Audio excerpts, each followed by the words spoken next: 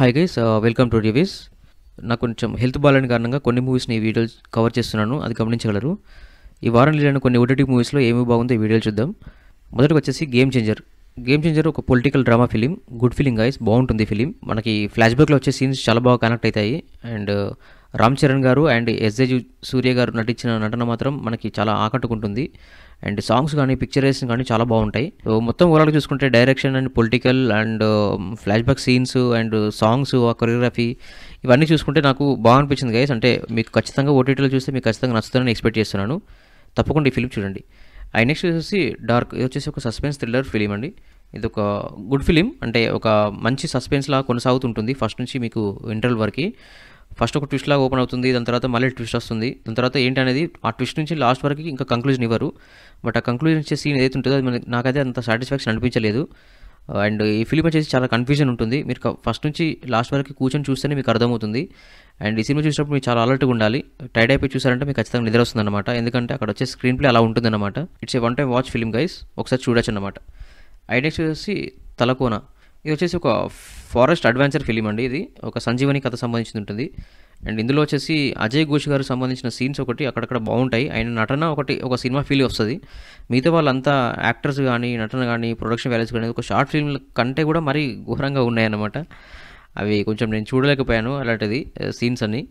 ఇంకా రొటీన్ తీస్తున్నారు, రెగ్యులర్గా ఉన్న ఫ్రేమ్స్ ఉంటున్నాయి, రొటీన్ స్టోరీ కదా అన్న ఫీలింగ్లో వెళ్ళిపోయాను. నాకైతే పెద్దగా అయితే ఆకట్టుకోలేదు గైస్. ఒకవేళ మీరు చూసారంటే మాత్రం మీ ఇష్టం. అండ్ వచ్చేసి వివేకానందన్ వైరల్. ఈ ఫిల్మ్ వచ్చేసి ఒక రొమాంటిక్ డ్రామా ఫిలిం గైస్.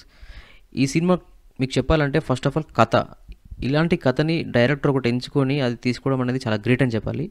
ఎందుకంటే ఒక బాయ్ పాయింట్ ఆఫ్ వ్యూలో ఉన్న ఒక షాడోని మీకు అందరికీ చూపిస్తాడన్నమాట ఈ సినిమాలో.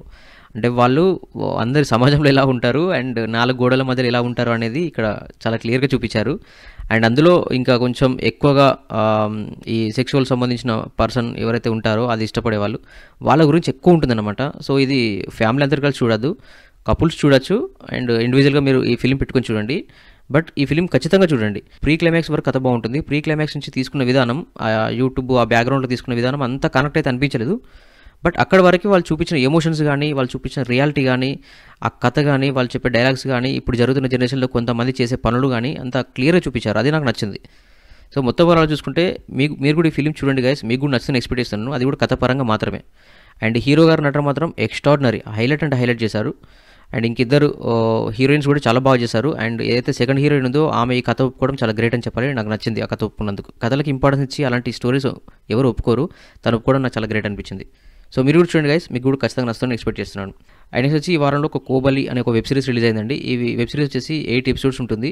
ఈచ్ ఎపిసోడ్ 30-35 మినిట్స్ ఉంటుంది. ఈ ఫిలిం వచ్చేసి క్రైమ్ థ్రిల్లర్ సంబంధించిన రివెంజ్ డ్రామా. ఒక చిన్న ఇన్సిడెంట్ వల్ల ఒక ఫ్యామిలీకి మధ్యలో గొడవలు వస్తాయి. అక్కడ నుంచి ఆ ఫ్యామిలీ గొడవలు కంటిన్యూ అవుతుంటాయి. క్రైమ్స్ జరుగుతూనే ఉంటాయి, ఇంకా ఎస్కేప్ అవుతూనే ఉంటారు.